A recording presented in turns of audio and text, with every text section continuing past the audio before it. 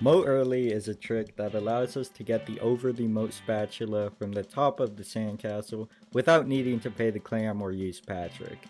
There are multiple variations to the trick, but I will be teaching what I consider to be the easiest version. It involves bowling from this sand pillar to bowl the button normally used to drain the moat.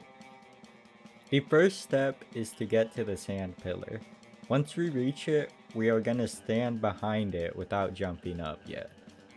Now, we're going to look at the mountain. This part I'm highlighting is our first visual cue.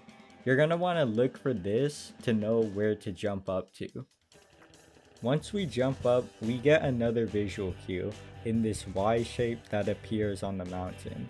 We can use the middle of it to guide us to where to bowl to. Now the bowl has two aspects to it that make it different.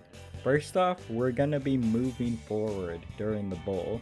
And second off, the bowl is actually not a normal tap bowl. We need to hold it for about half a second, otherwise it won't make it to the button.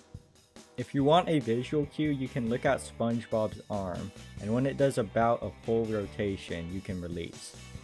Now start heading back towards the moat spatula. I'd recommend keeping the camera facing backwards so you can easily see if the moat drained or not. If it did, continue heading backwards and jump down to where the spatula is. Now for some fails.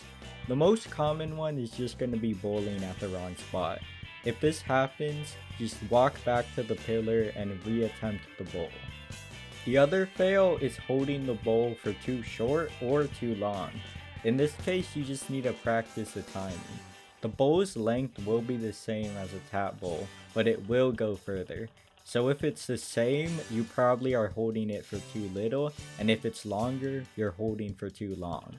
Now when you practice, you can actually just respawn as the moat goes back to the original state without needing to restart the game.